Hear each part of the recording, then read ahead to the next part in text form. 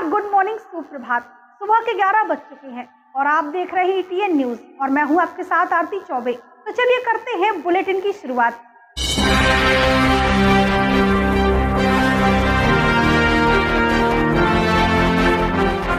छतरपुर जिले की जनपद बक्सवाहा के अंतर्गत आने वाले वाजना प्राथमिक स्वास्थ्य केंद्र से एक चौंकाने वाली और बेहद गंभीर लापरवाही का मामला सामने आया है, जहां 40 से ज्यादा ग्रामों की आबादी जिस स्वास्थ्य केंद्र पर निर्भर है, वहां ना तो कोई डॉक्टर है और ना ही कोई नर्स।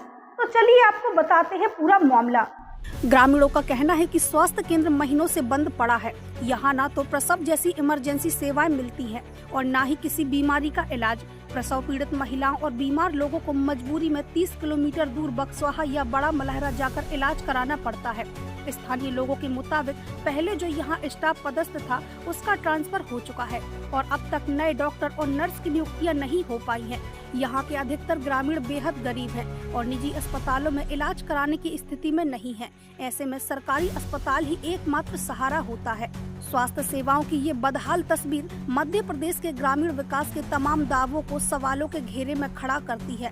ग्रामीणों की स्पष्ट मांग है वाजना स्वास्थ्य केंद्र में तत्काल डॉक्टर और नर्स की तैनाती हो ताकि इस क्षेत्र के गरीब और जरूरतमंद लोगों को इलाज की सुविधा समय पर मिल सके। क्या नाम है तुम्हारा? राम गोपाल यादव। वाजना स्वास्थ्य केंद्र में डॉक्टर है कि नहीं?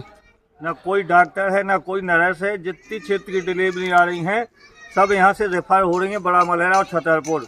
ना कोई नर्स है ना कोई आज तक डॉक्टर है। जिनका ट्रांसफर होगा वही लौट के दूसरा डॉक्टर नहीं आया है, ना दूसरी कोई नर्स आई है।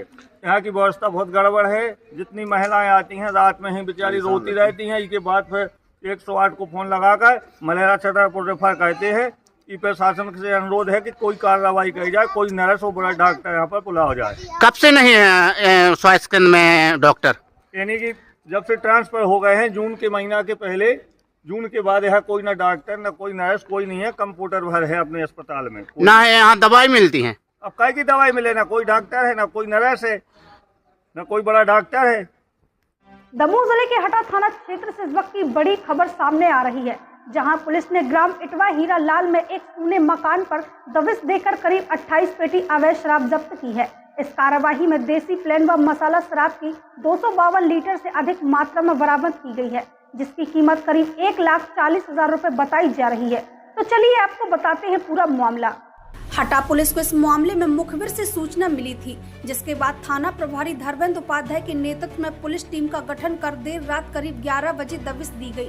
दबिश के दौरान आंगनबाड़ी के पास स्थित एक सूने मकान से 28 पेटी देसी अवैध शराब बरामद की गई। वहीं थाना प्रभारी धर्मेंद्र उपाध्याय ने कहा कि सूचना के आधार पर दबिश दी गई। मौके से शराब जब्त कर ली गई है और आरोपी की तलाश जारी है।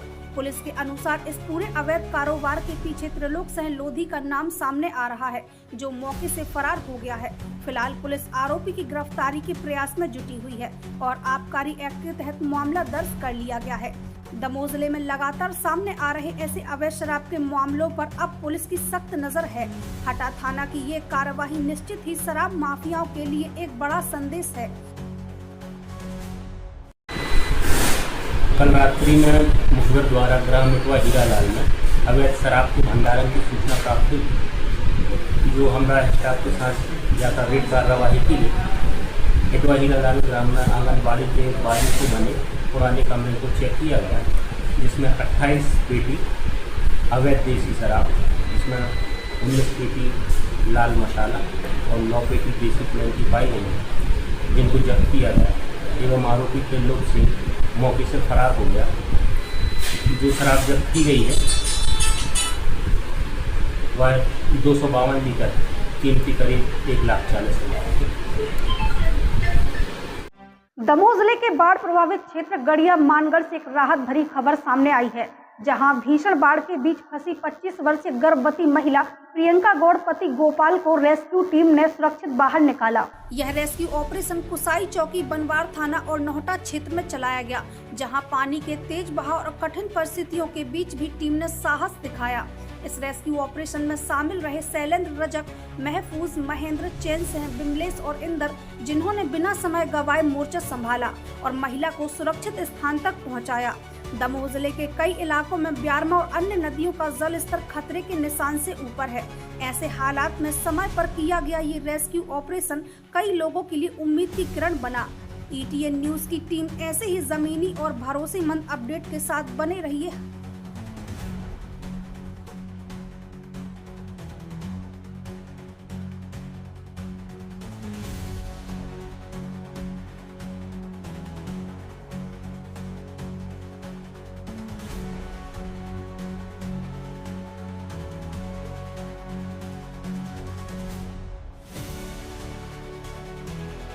तो इस वक्त की सबसे बड़ी और सियासी हलचल पैदा करने वाली खबर सामने आ रही है, जहां मालेगांव ब्लास्ट केस में भाजपा सांसद साध्वी प्रज्ञा सिंह ठाकुर को बड़ी राहत मिली है। इस फैसले पर भाजपा विधायक रामेश्वर शर्मा का बड़ा बयान सामने आया है। उन्होंने फैसले का स्वागत करते हुए कहा कि आज हिंदू आतंकवाद के नाम पर रचा गया षड्यंत्र बेनकाब हो गया है। कांग्रेस ने जानबूझकर भगवा को बदनाम करने की साजिश रची थी। भाजपा विधायक रामेश्वर शर्मा ने कहा कि दिग्विजय जैसे नेताओं ने भगवा पर कलंक लगाने का काम किया है।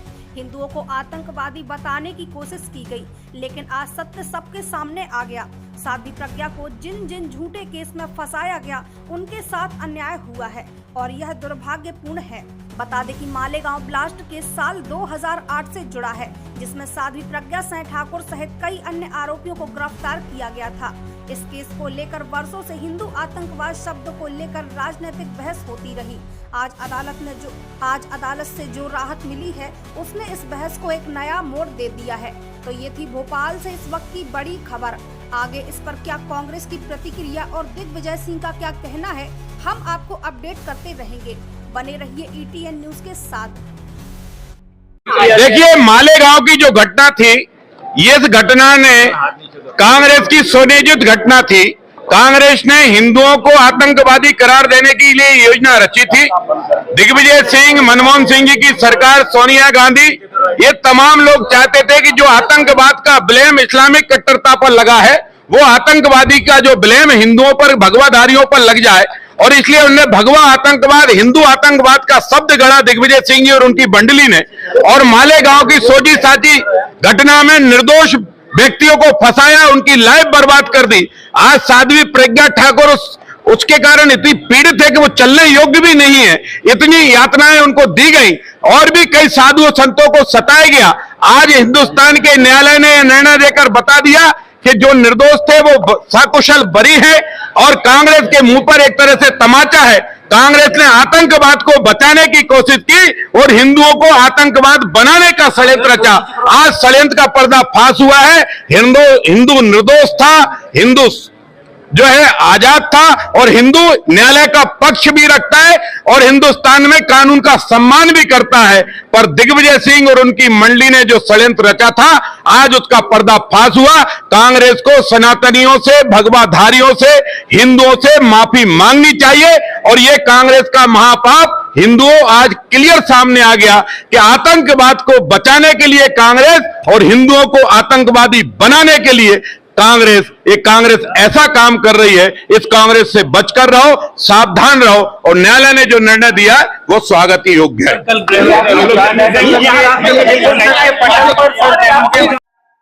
अभी तक की खबरों में बस इतना ही। अन्य खबरों के साथ जल्दी होगी आपसे मुलाकात। ताजा तरीन खबरों में बने रहने के लिए हमारे चैनल को सब्सक्राइब करें और लाइक करें, और खबरें पसंद आए तो शेयर करें। तब तक के लिए मुझे दीजिए इजाजत। नमस्कार।